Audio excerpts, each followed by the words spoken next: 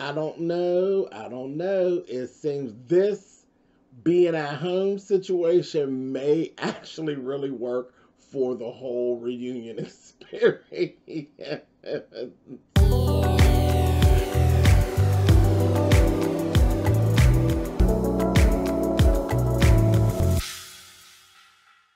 Hey guys, thanks so much for clicking on the video. This is my review for Real Housewives of Atlanta. This is season 12, episode 25. This is part 2 of the reunion.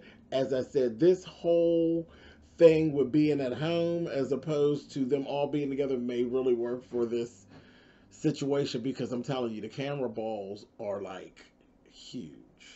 And these folks are just saying, they really are like just going, they're going there. And it's like, okay, well, I guess. Anyway, we start off with Cynthia. They're asking Cynthia, because she's always getting caught in the middle of the friendships. This friend versus that friend, and then she's in the middle, and she's Mrs. Talky Talk, so she's always getting caught in the middle. And they asked her questions about it. And listen, she already told y'all dealing with different Cynthia. She's like, listen, because it started with the whole thing about the back and forth with Kenya and Eva and that whole thing. She said, listen, I got friends. I'm in the middle. If they get along, great. If they don't get along, I don't give a shit. I was like, well, okay, Cynthia. I don't give a shit. Okay? Which is what it should always been. But girl, you got to stop being Miss Talky Talk now. You got to stop being in the midst of the stuff. Because later on, we're going to talk about it, but later on, her chit-chatting, I don't know about that. But anyway, then they had this whole little segment, very cute, where Andy went over all the girls that are mothers and basically really paid homage and gave props to all of them on their mothering, and including Marlo. And they actually they flashed pictures of Marlo and her nephews, and they were saying how sharp Marlo's nephews are, always so sharp. But I wouldn't expect anything less. And as a matter of fact, I could imagine Marlo having a whole good time dressing those boys. You know, because fashion is her thing. And male fashion is even more difficult than female fashion. You know, she's a female, so that just comes natural to her. But it's probably a little challenge to dress these young boys. And that's probably like fun for her, with Marlo being who she is. And they showed the pictures, baby. They've been clean. And every time we've ever seen them on camera, they are clean. But again, with Marlo, I would expect absolutely nothing less. Nothing less. So that whole thing was really, really nice. Then they move right into some more mess, child. Kenya and Shamia. See, I was like, child, somebody call Shamia. Somebody get Shamia on the line, honey. Get her on the line. But they didn't. And it was this whole thing of, Portia said Kenya made the story up. The receipts and the text messages were literally from a month before Shamia actually went into labor. And then Kenya is lying. Kenya is sticking her ground and said, I am not lying. But you know, that's Kenya. Kenya stuck her ground and told us that, what's that old fool that she was dealing with in the very beginning, that boyfriend, that she, no matter what he said about being hired or any of that stuff, that she still says he was really her boyfriend. Y'all remember, child. But whatever.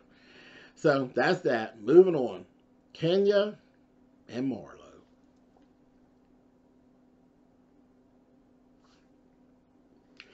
Back and forth and back and forth and back and forth, and the stuff about the whole her coming to her event and all of this. I was like, oh, here we go with this again.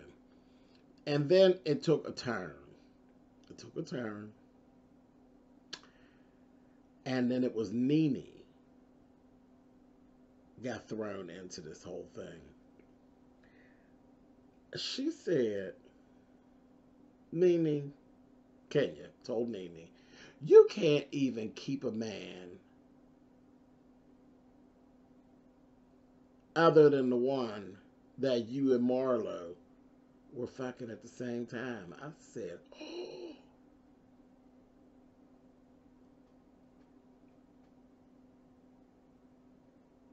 And I'm sorry, that was Kenya telling Marlo that. That was Kenya telling Marlo that you can't even keep a man other than the one you and Nene were fucking at the same time. And Nene was like, oh, don't be putting me in y'all's mess. Do not put me in y'all's mess. When she said it, everybody just kind of was like, you know, including Nene. Nene's face was cracked. And they got to show in the little pictures. Y'all remember when Nene was broke up with Greg and that little ugly man was buying her shoes and all that mess? But they never denied that they were both screwing that man at the same time. That man was a trick. But I'm like, whatever, he's a trick with some money. Marlo's old ratchet behind gonna say, girl, your pussy can't even keep a man. I said, no comeback, honey. Because you know they're going to spray you with Mark if you try to make a comeback. Anyway, then Kenya told Nene, you're the ugliest bitch on this whole show.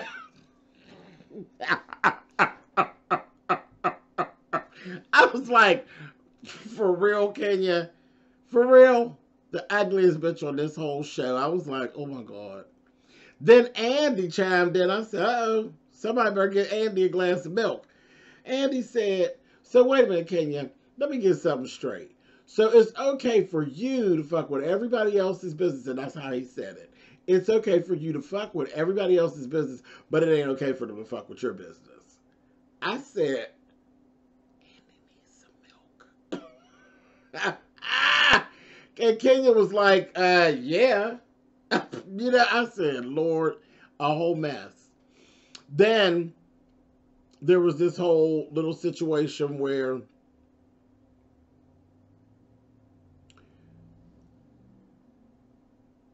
they asked Nene, does she still feel the same?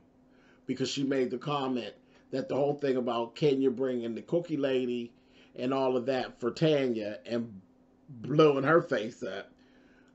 Does she feel as though the trouble in Kenya's marriage, that she deserved that for doing that to Tanya?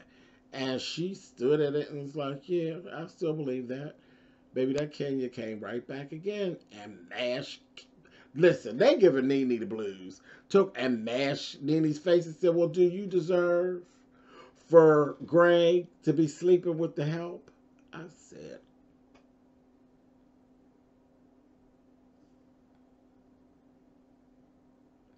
Nene was quiet over there again. And she's like, yeah, whatever. Yep, whatever. I was like, you trying to play it off. She cracked your face. And she told her, well, girl, who is Mark sleeping with? Because it damn sure ain't you. I said, she got a point. That man don't like you. It ain't even about just the man sleeping with nobody else. That man doesn't like you. He likes your baby, but he do not like you. I'm like, oh, God. I mean, this is stuff, I swear, if they were sitting side by side, some of this stuff I don't think they would say. Because some of this stuff warrants an ass whooping. It really does.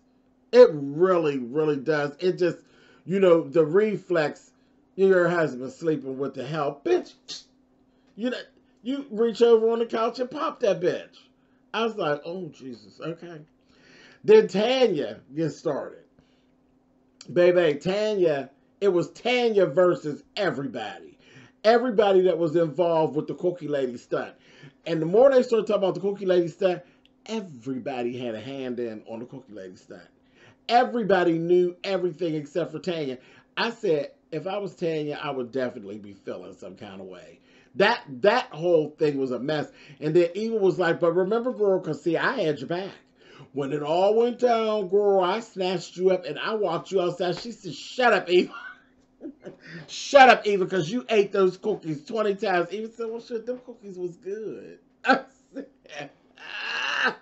was like, just shut up, Eva. But that whole thing was a mess. And then remember, Candy wasn't there when the Candy Lady showed up. And Candy And Tanya was going kind of back and forth with it. And then they found out that Cynthia knew the whole thing. Cynthia actually did tip Tanya off to it a little bit, but she knew. That's what I'm saying about Cynthia. You be, girl, you're Miss Talky Talk. But anyway, Candy told her, she said, listen, when they cracked my face back in the beginning about Todd, I had to stand by myself. Can't nobody save you. That's the way things work around here. Now, had I been there with the little situation with the cookie lady when she showed, maybe I'd have said something, but probably not. You got to learn to fight for yourself. I said, oh, there is no guest list tonight. I said, oh, she telling the truth though.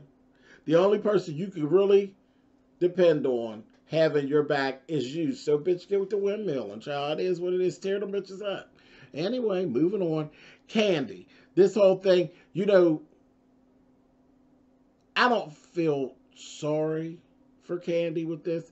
I think this is ridiculous. But this has to do with the fact of you allowing Mama Joyce to play the cards that she plays. Mama Joyce, just her ass be out of order. How can you, in good conscience, catch an attitude with Candy when the season plays back and there are people that's tearing your ass up, Mama Joyce? Candy ain't tearing you up, but the people is tearing your ass up, and you get an attitude with Candy. Make it make sense. Mama Joyce, you need to have a seat. For real.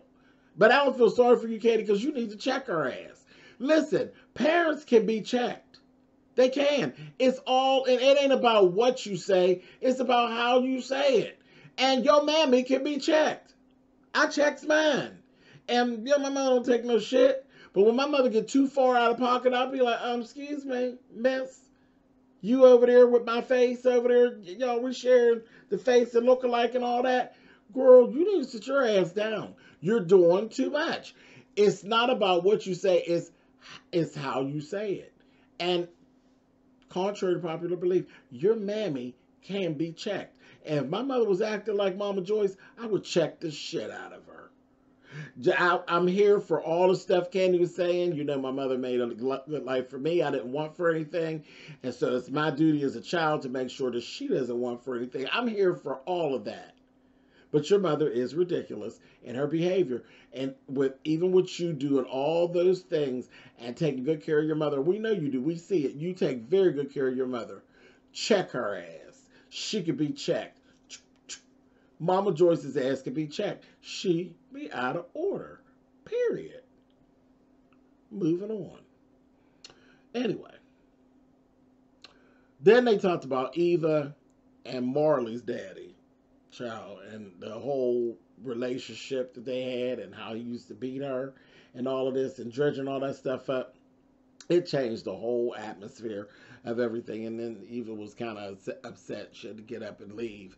And he gave her a moment. He moved on, started talking about Portia and Dennis. And their whole thing, child. And Kenya's like, can I get up and call her? Whatever. But yeah, they talked about that whole thing with Dennis. And I'm like, oh, did y'all go too fast? Of course they did. Are y'all okay? Yeah, we are. No, you ain't. That whole bullshit. Moving on. I ain't rested in that. Moving on. Then the good part came, baby. Candy versus Nene. Nene tried to compare the whole friendship thing. They were asking Candy about, did you find yourself just staying out of Portia's business because of y'all's past? Did you find yourself just like staying out of her business because y'all are trying to rebuild this friendship? And she's like, yeah, I just thought that it'd be best if I don't speak on her personal business. Nene jumps in and starts saying this, and Candy's just busts out laughing. It was like, are you actually trying to, because it was like the whole thing about like the relationship with Wendy and her. So are you actually trying to compare what me and Portia have versus that bullshit with you and Wendy? Girl, no ma'am. And she's laughing at her. Hey, that didn't. Nene got pissed. She got pissed. And honey, she told her, learn from the mailbox. or the lunchbox. This, that, thing, and the other, and on and on and on and on. And I think the whole lunchbox read was about, Mama Joyce was saying about the lunchbox, about the girl who took her money at school, who bamboozled her and took her money, her lunch money at school. And I think that little dig that she was trying to throw was about Todd and Candy's lunchbox. But Nene, really, stop. Candy wasn't here for it. She gonna tell her, why don't you go hide your ass in a lunchbox? Child, they was going on so bad that Andy muted their asses, and they was just going on. You wasn't hearing nothing. I was like, oh, God, honey. And then, once he brought him back up, Nene was trying to build this case. Talking about Candy was boring. No, Nene, stop. We ain't even gonna let you make it on that. We not. First of all, Candy is giving, this whole season, Candy's been giving messy bitch. So she hasn't been boring at all. She's been quite entertaining in the realm of reality TV. Reality TV always needs a bone carrier, and she has been that for the season. So no, darling, she's not been boring. She isn't boring. She has one of the most exciting lives of everybody on this show. Period. Period, poo. If you ain't online starting shit, you ain't got nothing going on. Womp womp. Anyway. And then she, that stuff came about her basically being upset that Candy got shows. That why it's not fair Bravo always does the spinoff shows, always the same person. Yes, we know you're talking about Candy. Candy told her, listen, I'm embedded. She'll say, you're forgettable and you're boring. She said, no, I'm embedded in your brain. I'm embedded in your brain, bitch. I was like, true. And you were coming across as a big old hater right there, Nene. A big old hater. And I can see that. I can see that for you. Because you do stand up and stuff. They could have tried to give you a little nighttime talk show or anything. Girl, they ain't giving you nothing because obviously someone down to the Bravo thinks that you're boring. But anyway, I'm just observing. Who am I? Anyway, I ain't boring. I know that. Anyway, then Nene pulled her stunt. They go to talking again, and they look like, well, where's Nene? She had closed the computer down, got a piece of paper on the shit. She done gone on about her business. I said, I ain't playing that game with Nene. I keep telling you, dock her. Lock her out and dock her ass. What you waiting on, Andy? You scared of her? Lock her out and dock her ass. Push the X. Push the damn button. She'll disappear. And then push the other button and make a couple zeros on her check disappear. End of story. I'll see y'all next week for part 3. Sick of her shit.